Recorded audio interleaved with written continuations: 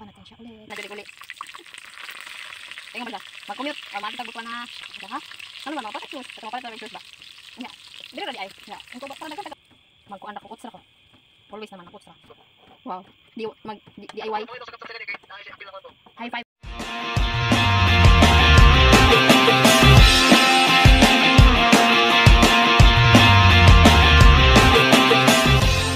So, hello guys! Welcome back again to my channel. At nauwi na ako. Ito yung mga napamili ko. Ito yung matambaka ata. Oh. And then, may kalamansi ako dito. And then, ang alugbati. Mahal ito sa amin yun guys. Mga naghahalagang 25 pesos. Isang ganitong tali. And then, ito, siya. Isang gramo, 25 pesos. And then, ito medyo mura na ngayon. So, may sibuyas ako, and then bawang, then luya at kamatis. So, yan ang mga sangkap na gagamitin ko mamaya. Siguro, magsasabaw ako na ito. Ayan. Tapos, yung iba siguro, iprito ko na lang kasi madami siya at saka malalaki. Ayan, tsaka laki. So, linisin ko lang muna guys, and then let's start cooking. So, nahanda ko na siya guys. Ito yung aking alugbati and may tomato, kamatis, tsaka meron akong sibuyas ng dahon, tsaka yung luya ko, and then meron siyang Thai chili, and then sibuyas, and then ito yung isda.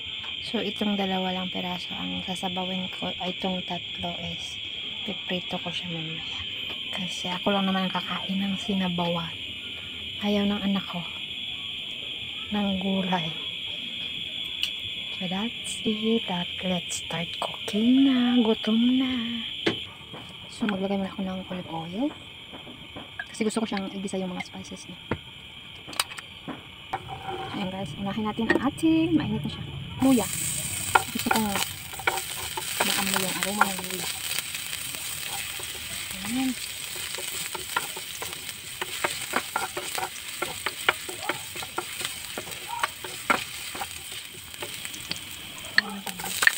Lagyan ang ating sibuyas.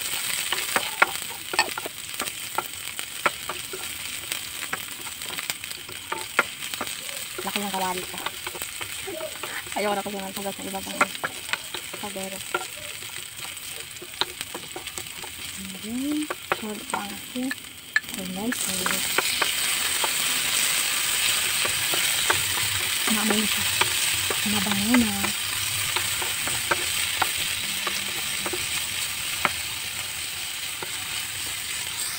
Tapos lagyan na natin ang ating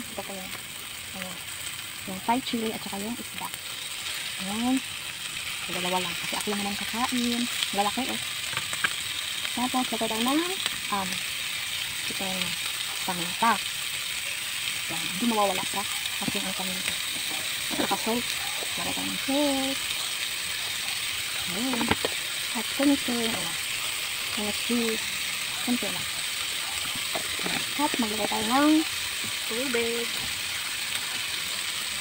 So, ganito ako magtinula ng isda. Minsan yung naman, yung diretso na ba.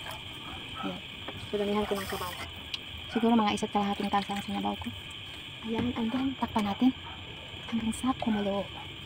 Ayan. Ayan, kumulo na. Ayan. Ayan. Ayan. Tignan muna natin kung kailangan pa bang magdagdag o ano. Wow. So medyo matabang siya guys. So ilagay natin ng konting asin. Tapos ilagay natin ang ating veg, ang ating alugbati. Ayun. Ayun. Stop pa natin siya ulit. Siguro mga 2 minutes or 3. Ha? Lagay ko muna. Kuan? Hapunan. Isda. Tapos isda ako. Grabe siya. Gawin mo daw sa anak mo. Kung masagot. Kuan? No. Matambaka. Matambaka ata ito eh. Oh, siyempre, good for two. Dalawa lang kami. Tapos si Kawa dyan ang gagawin. Gabi siya. Bismillah. Masarap din. Sabihin ko masarap. Ay sabi niya, okay. May prito ba? Sabi ko, masarap. Kumain ka ng vegetables. Sabi niya, okay. Okay na. Huwag babae. Ano ka tayo isa na? Oh. 6,000 ang isa nun. Ang isa ko, 4 kapin. Kasi mo yung kwarta eh. Nagtanong pa. Sampalin ng mga bills, bi.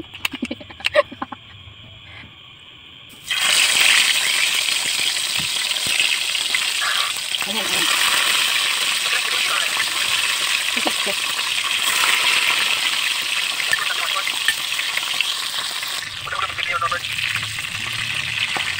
Mabalik natin sila.